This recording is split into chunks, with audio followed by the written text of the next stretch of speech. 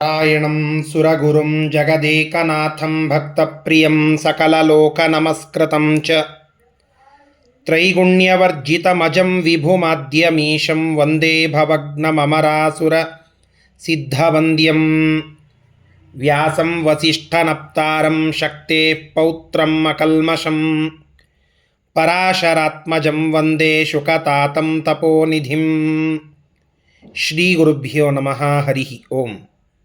ವಿಷ್ಣು ಸಹಸ್ರನಾಮ ಸ್ತೋತ್ರದ 57ನೆಯ ಶ್ಲೋಕದ ಚಿಂತನೆಯನ್ನು ಇವತ್ತು ಮಾಡೋಣ. ಮಹರ್ಷಿ ಕಪಿಲಾಚಾರ್ಯ ಕೃತಜ್ಞೋ ಮೇದಿನೀಪತಿ ತ್ರಿಪದಸ್ತ್ರಿದಶಾಧ್ಯಕ್ಷೋ ಮಹಾಶ್ರಂಗಃ ಕೃತಾಂತಕೃತ್.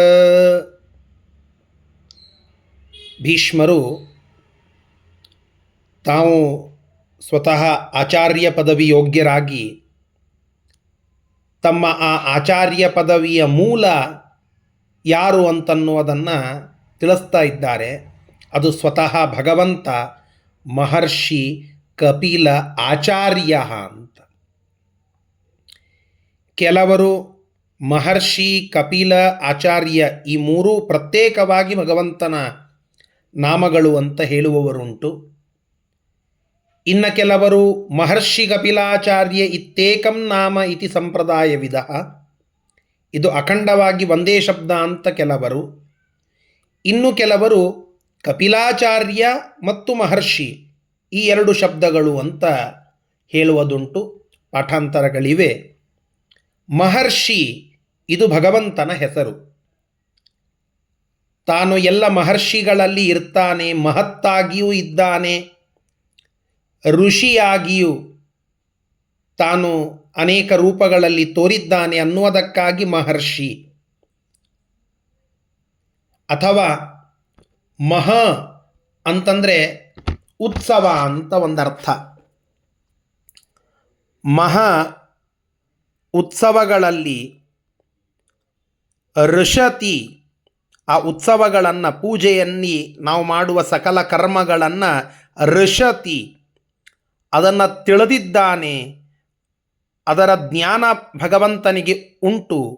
ಅಥವಾ ಮಹಾ ಭಾರೀಯಾದಂತಹ ಋಷಿ, ಋಷ್ ಅನ್ನೋದಕ್ಕೆ ಜ್ಞಾನ ಅಂತ. ಋಷಿ ಅಂದರೆ ಜ್ಞಾನಿ, ಮಹತ್ತಾದ ಜ್ಞಾನಿಯಾಗಿದ್ದಾನೆ. ಈ ಎಲ್ಲ ಕಾರಣಗಳಿಂದಾಗಿ ಭಗವಂತ ಮಹರ್ಷಿ. ಕಪಿಲಾಚಾರ್ಯ, ಕಪಿಲ ಅನ್ನುವ ಶಬ್ದಕ್ಕೆ ತುಂಬ ಸುಂದರವಾದ ಒಂದು ಅರ್ಥವನ್ನು ಸತ್ಯಸಂಧ ತೀರ್ಥರು ಮಾಡಿದ್ದಾರೆ. ಕಂ ಬ್ರಹ್ಮಾಣಂ ಪಿಂ ಪಿನಾಕಿನಂ ರುದ್ರಂ ಲಾಲಯತಿ ಇತಿ ಕಪಿಲಃ. ಸ್ವತಃ ಸೃಷ್ಟಿಯನ್ನು ಮಾಡುವಂತಹ ಚತುರ್ಮುಖ ಬ್ರಹ್ಮದೇವರನ್ನು ಕಂ, ಪಿಂ ಪಿನಾಕಿನಂ ರುದ್ರಂ, ಸಂಹಾರಕರ್ತೃಗಳಾದಂತಹ ರುದ್ರದೇವರನ್ನು, ಇವರನ್ನೇ ಲಾಲಯತಿ, ಪಾಲಯತಿ, ಪೋಷಯತಿ, ಅವರನ್ನು ಲಾಲನ ಪಾಲನ ಮಾಡಿ ಅವರ ಪೋಷಕನಾದಂತಹ ಭಗವಂತ ಅವನು ಕಪಿಲ. ಭಗವಂತ ಜಗತ್ತಿನ ಆಚಾರ್ಯ. ಆಚಾರ್ಯ ಅಂದರೆ ತುಂಬ ದೊಡ್ಡದಾದ ಆರ್ಯ ಪದವಿಯಲ್ಲಿ ಇರುವವನು, ಉಪದೇಶಕ ಪದವಿಯಲ್ಲಿ ಇರುವವನು ಅಂತ. ದೊಡ್ಡವರು ಉಪದೇಶಕರು. ಭಗವಂತ ಮಹರ್ಷಿ ಆದ್ದರಿಂದ ಜ್ಞಾನದಿಂದಲೂ ದೊಡ್ಡವ. ಕಪಿಲ ಅಂದರೆ ನಮ್ಮೆಲ್ಲರಿಗೆ ಮೂಲವಾದ ಚತುರ್ಮುಖ ಬ್ರಹ್ಮದೇವರನ್ನೇ ಆಟ ಆಡಿಸಿದವ, ಅಂದರೆ ಅವನಿಗಿಂತ ದೊಡ್ಡವ. ವಯೋವೃದ್ಧನೂ ಹೌದು. ಜ್ಞಾನವೃದ್ಧ ವಯೋವೃದ್ಧರಾದ ಭಗವಂತ ಆಚಾರ್ಯ.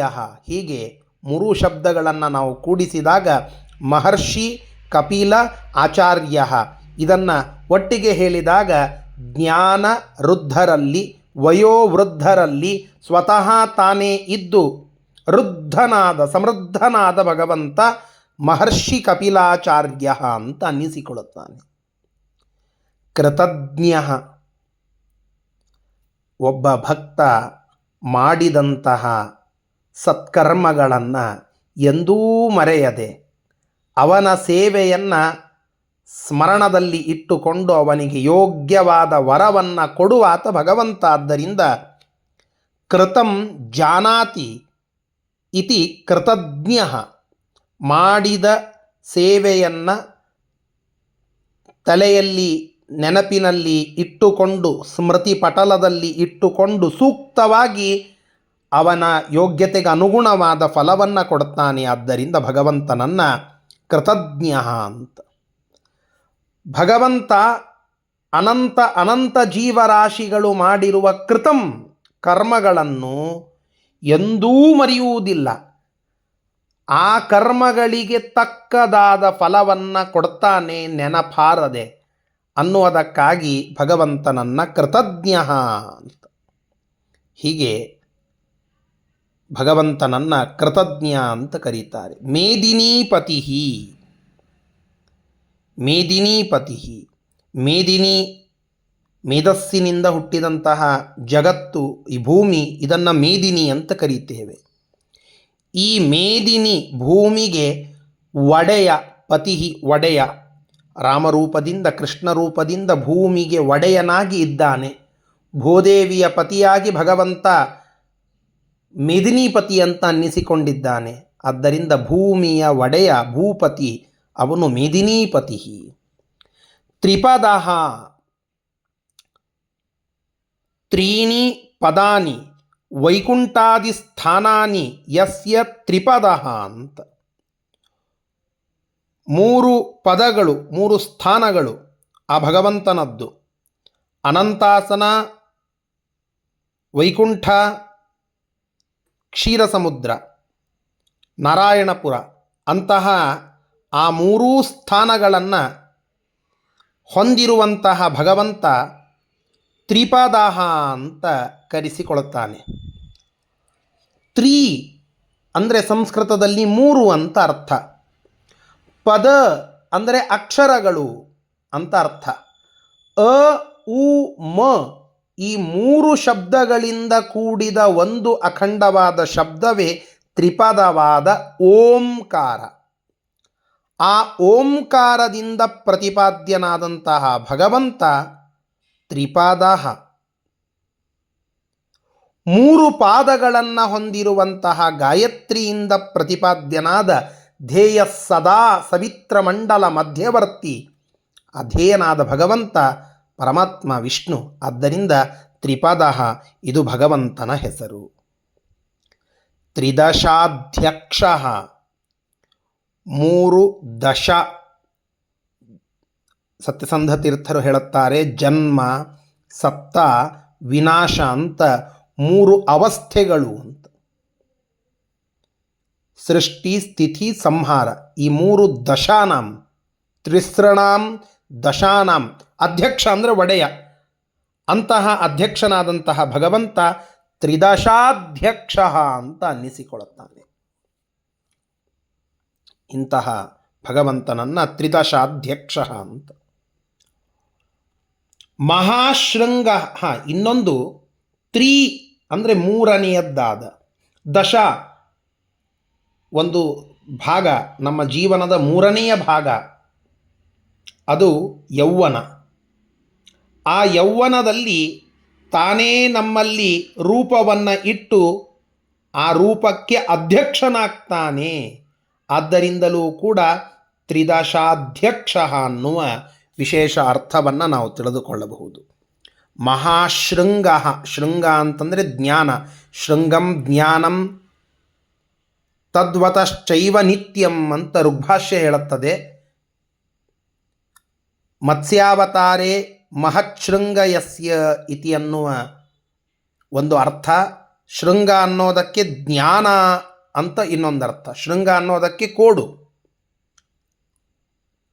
ಭಾರೀ ದೊಡ್ಡದಾದಂತಹ ಆ ದೇಹದ ಒಂದು ಭಾಗವನ್ನು ಉಳ್ಳಂತಹ ಮತ್ಸ್ಯಾವತಾರಿಯಾದ ಪರಮಾತ್ಮ ಮಹಾಶೃಂಗ. ಶೃಂಗ ಅನ್ನೋದಕ್ಕೆ ಜ್ಞಾನ ಅಂತ ಋಗ್ಭಾಷ್ಯ ಹೇಳಿದೆ. ಆದ್ದರಿಂದ ಮಹತ್ ಶೃಂಗಂ ಜ್ಞಾನಂ ಯಸ್ಯ ಇತಿ ಮಹಾಶೃಂಗ, ಈ ಅರ್ಥವನ್ನು ಕೂಡ ನಾವು ತಿಳಿಯಬಹುದು. ಮಹಾಜ್ಞಾನಿಯಾದ ಪರಮಾತ್ಮ ಮಹಾಶೃಂಗ ಅಂತ ಅನ್ನಿಸಿಕೊಳ್ಳುತ್ತಾನೆ. ಕೃತ ಅಂತ ಕೃತ್, ಕೃತಸ್ಯ ದುಷ್ಕರ್ಮಣಃ ಅಂತಂ ನಾಶಂ ಕರೋತಿ ಇತಿ ಕೃತಾಂತಕೃತ್.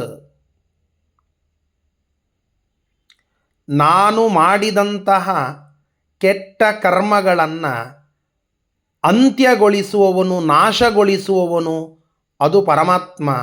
ಆದ್ದರಿಂದ ಕೃತಾಂತಕೃತ್. ಕೃತಾಂತ ಅಂದರೆ ಮಾಡಿದ ಕೆಲಸಗಳಿಗೆ ಫುಲ್ ಸ್ಟಾಪ್, ಅಂದರೆ ಅದು ಮರಣ ಅಂತ. ಕೃತಾಂತ ಅಂದರೆ ಮೃತ್ಯು. ಆ ಮೃತ್ಯುವನ್ನು ತಂದು ಕೊಡುವವನು, ಅರ್ಥಾತ್ ಒಬ್ಬ ಮನುಷ್ಯ ಮೃತನಾಗೋದು ಅಂದರೆ ಭಗವಂತ ಅವನ ಒಳಗಡೆ ಏನಿಡ್ತಾನೆ ಅವನು ಹೊರಗೆ ಹೋಗೋದು ಅಂತ. ಕೃತಾಂತಂ ಮೃತ್ಯುಂ ಕೃಣೋತಿ, ಅದನ್ನು ಅಂದರೆ ಆ ಮರಣವನ್ನು ತರ್ತಾನೆ, ಮರಣವನ್ನು ಗೆಲ್ಲುವ ಸಾಮರ್ಥ್ಯ ಯೋಗ್ಯರಿಗೆ ಕೊಡುತ್ತಾನೆ. ಆದ್ದರಿಂದ ಕೃತಾಂತ ಕೃತ್ ಅನ್ನುವ ಅರ್ಥವನ್ನು ಇಲ್ಲಿ ನಾವು ತಿಳಿದುಕೊಳ್ಳಬಹುದು. ಇಂತಹ ಪರಮಾತ್ಮ ನಮ್ಮನ್ನು ರಕ್ಷಿಸಲಿ ಅಂತ ಪ್ರಾರ್ಥನೆಯನ್ನು ಮಾಡೋಣ. ಶ್ರೀಕೃಷ್ಣಾರ್ಪಣಮಸ್ತು. ಹರಯೇ ನಮಃ.